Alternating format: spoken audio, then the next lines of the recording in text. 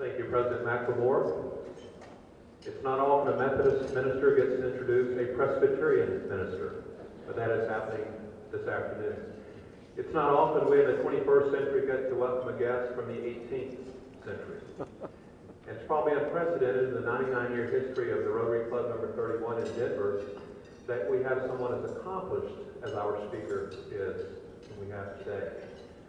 Before his death on July the 4th, 1826, 50 years after he was the primary author of the Declaration of Independence, Thomas Jefferson did much. He was indeed an author. He was an archaeologist.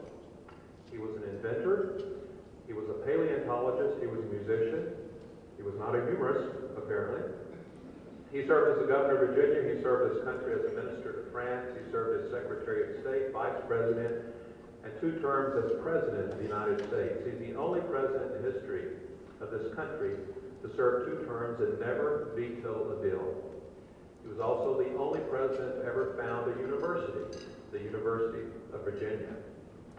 President Thomas Jefferson is portrayed by the Reverend Dr. Jack Van Ens of Arvada, who is an author.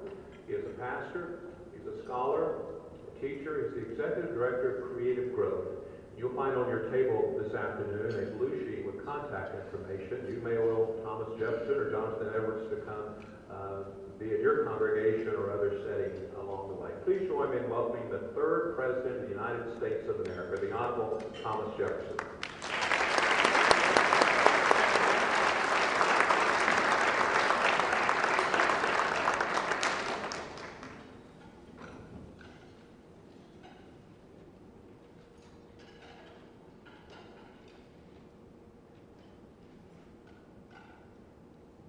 My fellow patriots, you've heard the adage, a picture is worth 1,000 words.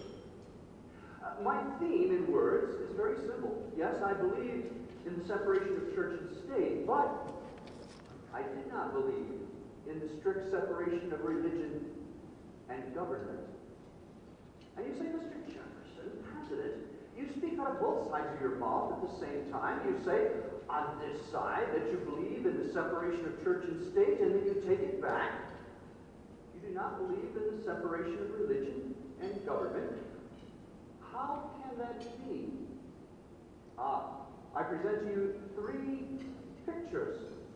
Perhaps they will not clarify, perhaps they will confuse, but they will give telling stories of what I meant by the separation of church and state.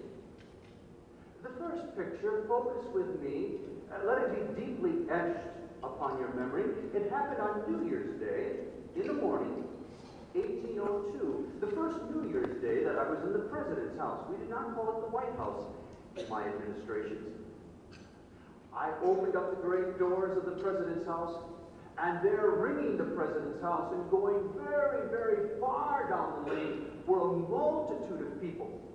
It was my custom on New Year's Day to greet the people, those who were high-sounding and those who were of lowly estate. And as I looked out, seeing all of those rings of people ringing the President's house, and then those lines going way, way back there, I looked and I saw a curious sight. Because at first I thought that there was a break in the line, there was an opening in the line, and then I looked once again, and I saw that there were people who seemed to be heavy-hearted because they were bowed over like this, and they were pushing something. As they came closer, I saw who they were led by. You recognize him. The great Baptist evangelist John Leland. Remember his name. Following him were his parishioners. And what were they bowed over? What were they pushing? A huge, gargantuan, you cannot imagine it, cheese. Why, it weighed over 1,200 pounds. It served us in the President's house for over a year. The British, with their cultivated taste buds, they wanted the best of cheeses, and even a year later they praised me for that cheese until it turned rancid. John Leland, the pastor of this flock from Cheshire, Massachusetts, he was so proud of them, and they were so proud of their cheese that they could give it to us. Why, it came from the milk of 600 600 cows. And to these folks, that showed the prodigious emerging economic strength of the fledgling nation.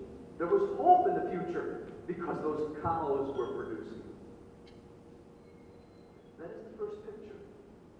Remember it.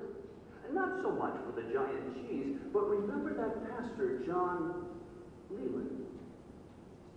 The second picture takes place in the afternoon of New Year's Day in my study. I'm sorting through several missives. There is one